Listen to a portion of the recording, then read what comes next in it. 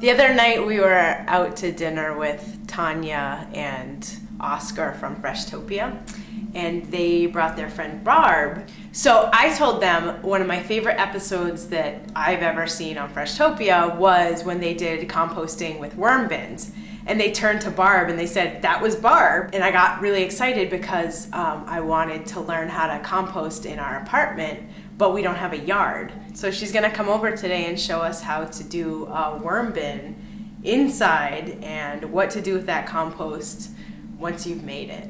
This is a great bin to start with. Okay. There's a couple things about this bin I want to talk about. So if you can see, it's much more deep than it is long. Yeah.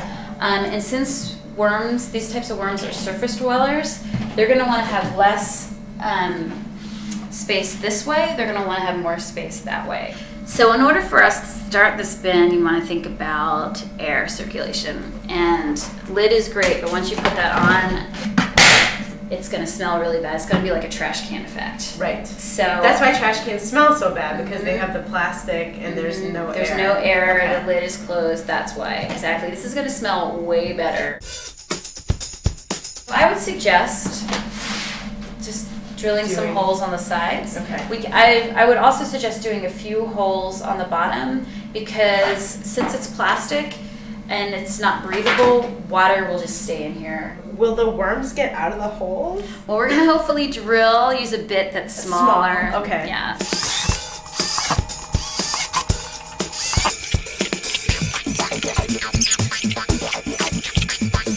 So we have the home. Yes. Yay. Now we have to populate it. Yes. So there's 4 things that all worms need: food scraps, bedding, air, water. Bedding can be newspaper. Okay. You know, recycled paper that you just want to shred up. We need to moisten it and have it on the bottom, so it's moist like a wrung out sponge. Okay. Our neighbors and us in our apartment put our junk mail on this little table here. So this is going to be the perfect bedding. Imagine putting this in water and throwing it in there. It's pretty much going to be very dense, and the worms are going to have a hard time getting in there. So you want things that are light and fluffy. So we need to shred. Now there's 2 ways to shred. You could try going against the grain, and that's what happens. And then you go with the grain, and it's a nice long sheet like that.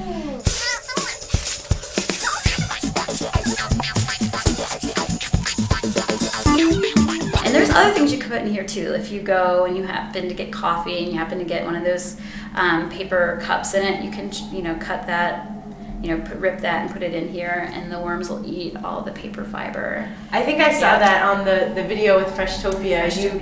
You showed the wax, the wax thing around it that they literally ate around it, and it's just this wax case. Exactly. So something that was this big is now this big. How do we not basically get rid of the worms while we're putting stuff out into the world? There's a bunch of different ways to harvest.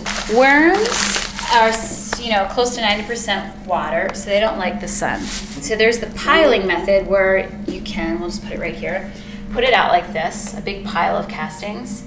Yeah. But they're all gonna end up going inside here. So then you can just take off the top. This is what I call meditation harvesting, because it takes time. The other one is let the worms harvest themselves. So what you can do is just feed one side. So we can imagine this cut in half. So I'm only going to be putting food on this side and then covering up the food. So when the worms have eaten a lot of the food and you're getting tons and tons of castings, you'll probably feed this side for like 3 months or something like that. Then just feed this side. And they'll move. They're slow movers. They kind of, they like where they were at, but then they're going to get attracted to the food over here. So it might take a couple of months for them to migrate over there. So no matter what, we're going to get more worms, even if some worms are out in the world. They're still going to be. They're still going to be, because all worms do all day, they never sleep, is they eat, they poo, and they make little cocoon babies. So we shredded all this paper, and I'm gonna take half of it out and put it here. Now, like I said, we want it wet like a wrung out sponge, so we're not gonna have it soak for a long time. I'm just gonna quickly do that. And really wring it out. Really wring it out. And thinking about aeration, really kind of not have it all clumped together. Worms breathe through their skin and they need to stay moist. So this helps them with that process. So you're gonna have food in here, and the whole process of breaking down, bacteria starts growing, you'll see fungus, things like that, and they create heat. So you need that damp environment for the worms because they can't be that hot. We're gonna add our worms. So here's the paper bag that they came in, and I'm just gonna put that in there too. Here they are. Look, you can see, oh! Wow. Yeah. Some people are squeamish about worms. They feel funny. If you're really into, holding your worms, which I totally suggest, make sure your hand is wet or moist because they'll dry out. Oh my gosh. They feel like noodles. Worms are one big digestive tube. So if you look really closely, see all those dark parts in there? That's food going through it. And you'll see a little mass there. So soon it'll come out at the end. Adding a little bit of soil is always a nice thing. Okay. And coffee grounds are also really good. Toast I forgot to eat yesterday. Nice, and what is this? That's tea. Oh, beautiful. Yeah, and then I had to trim some little plants. So. The smaller the food, the quicker it'll disappear. Okay. So you can take things, it depends on yourself if you want it to go quickly. So you might take this and just break it up because again, that's more surface area for things to start molding. Some people are so diehard about this that they put their fruit in a blender and puree it. Pretty much whatever you put in there will be okay, but you don't want to inundate them with some things. Like if you have a huge pail of citrus, oranges, lemons, that's too much of an acidic environment. They can handle, they love, or they'll actually really eat it, but it's just too much. So just make sure there's a good variety of food in there. We've added the worms, we've added food, and now we want to cover it. Okay. So this is where we get all the shredded paper here, and we just put it on top, make it all fluffy. And this is how you would feed it. I've got a banana peel in my hand. I push all the dry stuff aside, and I put it right in here, and then I cover it back up. It's pretty easy. It's pretty easy, that's all you do. That's it.